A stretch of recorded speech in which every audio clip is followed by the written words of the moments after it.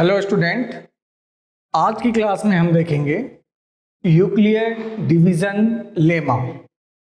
ये मेथड होती क्या है? ये होती है एचसीएफ फाइंड करने की मेथड। एक तो जनरली मेथड अपन ने कल देखा था कि एचसीएफ कैसे फाइंड किया जाता है। आज देखेंगे अपन यूक्लियर डिवीजन लेमा। क्या होता है?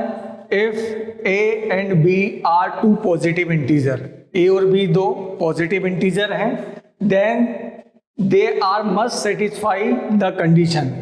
तब ये कंडीशन को वो सेटिस्फाई करते हैं। अब ये कंडीशन होती क्या है? For example a equal to b q plus r, हाँ, वेयर जो रिमाइंडर होता है r equal and greater than zero, zero से बराबर होना चाहिए, लेकिन बी से, बी क्या है?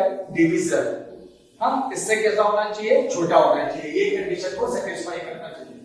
फॉर एग्जांपल अपन देखते हैं कि a is divided by b, b से डिवाइड करते हैं तो हमें कोशेंट मिलता है q, जब डिवाइड करते हैं तो हमें रिमाइंडर क्या मिलता है? r मिलता है। रिमाइंडर क्या मिलता है? r। तो हम इस a को इस फॉर्म में लिख सकते हैं, a equal to divisor multiply quotient plus r। एक एग्जांपल से समझते हैं। 9 2 से डिवाइड करते हैं, 2 4 जा 8 माइनस 1। अब इस 9 को क्या लिख सकते हैं? 9 is equal to quotient multiply divisor plus remainder.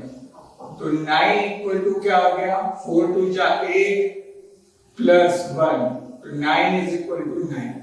तो इस कंडीशन को क्या कर रहा है? वो सेटिस्फाई कर रहा है। अब अपन एक एग्जांपल के थ्रू समझते हैं इनका एचसीएफ कैसे फाइंड करते हैं। हम एक एग्जांपल लेके चलते हैं। Find HCF of 1 to 5 and 45. Find HCF of 1 to 5 and 45. अब इसको अपन सॉल्व करते हैं। तो सबसे पहले बड़ी डिजिट कौन सी है? 1 to 5। 1 to 5 को 45 से डिवाइड करें। जब उसको डिवाइड करेंगे तो कितनी बार जाएगा? 2 टाइम्स करके देखते हैं। 45 टू जा कितना हो गया? 90। 5 में से 0 को सब्ट्रैक्ट करेंगे, 5 आएगा, और 12 में से 9 को करेंगे, क्या आएगा? 3 आएगा। देन हम इसको 125 को लिख सकते हैं। 125 is equal to divisor multiply quotient plus remainder कितना आ गया? 35। ठीक है। अगर इसको सॉल्व करते हैं तो 45 टू जा 90, 90 प्लस 35 125। यहां अपन देख रहे हैं कि यहां पर जो रिमाइंडर है, रिमाइंडर 0 आना चाहिए, लेकिन यहां रिमाइंडर 0 नहीं आ रहा। इसके बाद हम क्या करेंगे कि ये जो कोशेंट है, ये डिवीजर है, इस डिवीजर से फिर से अगेन अपन सब्ट्रैक्ट करेंगे। तो सब्ट्रैक्ट करा तो क्या आ गया? 35 को 45 को 35 से डिवाइड करेंगे, 1 टाइम जाएगा 35 माइनस ये 0 और ये क्या आ गया? अभी भी रिमाइंडर आया क्या? 0 नहीं आया। तो हम इस 45 को लिख सकते हैं divisor into quotient plus remainder. फिर अगेन हम इस 35 को फिर डिवाइड करेंगे, फिर रिमाइंडर से 10 3 जा 30, सब्ट्रैक्ट करा 5 और ये 0।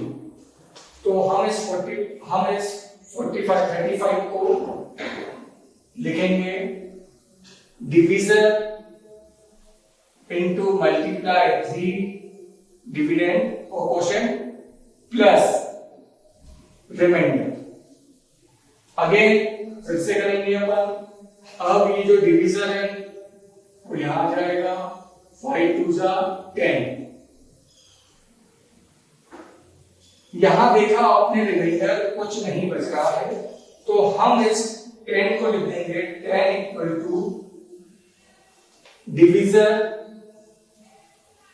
Into quotient plus remainder. अब यहां ध्यान से देखिए, किससे डिवाइड करने पे ये रिमाइंडर 0 आ रहा है, तो वो डिजिट कौन सी हो गई, 5। देन तो HCF ऑफ 125 and 45 is 5। ठीक है, चलिए अब अपन देखते हैं एक्सरसाइज 1.1 का फर्स्ट क्वेश्चन दिया है, use Euclid division to find HCF of 135 and 225। तो इसको सॉल्व करते हैं अपन। तो मैंने आपको अभी बता दिया था कैसे करेंगे। सबसे बड़ी डिजिट क्या है, 225। इस 225 को हम 135 से डिवाइड करते हैं। कितनी बार जाएगा, only one time. One time गया तो कितना हो गया, 135। जब इसको सब्ट्रैक्ट करेंगे 0 12, एक कैरी लिया, 12 में से 3 गया 90 और यहाँ पे 0। तो हम इसको क्या लिखेंगे, 225 को क्या लिखेंगे, 225 is equal to divisor 135 plus quotient 1 plus remainder क्या आ गया, 90। देखिए यहाँ पे अभी रिमाइंडर 0 नहीं हुआ, फिर से अगेन अपन डिवाइड करेंगे, यहाँ पे लिख देंगे 135। ठीक है, इस 90 को 135 से और 135 को 90 से डिवाइड करेंगे, वन टाइम जाएगा, यहाँ 90 हो गया, इसको सब्ट्रैक्ट करा, ये 5 आ गया और ये क्या आ गया, 4 आ गया। तो हम इस 90 को यूक्लिड डिवीजन मेथड के फॉर्म में कैसे लिखेंगे, 90 इज इक्वल टू आ गया 90 इज इक्वल टू क्या आ गया, डिवीजर पे मल्टीप्लाई कोशेंट प्लस रिमाइंडर क्या आ गया, 45। अगेन फिर से डिवाइड करेंगे तो ये आ गया 90, तो 45 टू जा कितना होता है, 45 टू जा 90, सब्ट्रैक्ट करा, रिमाइंडर क्या आ गया, 0 आ गया। तो इस 45 को अपन क्या लिख सकते हैं, 45 इज इक्वल टू हो गया divisor multiply by quotient plus remainder क्या आ गया, 0। देखिए यहाँ पे रिमाइंडर क्या आ गया, 0। किससे डिवाइड करने पर रिमाइंडर का आ गया 0, तो 45 से डिवाइड करने पर रिमाइंडर आ गया 0। तो HCF of 135 and 225 is equal to 45। ये आपका आंसर हो गया 45।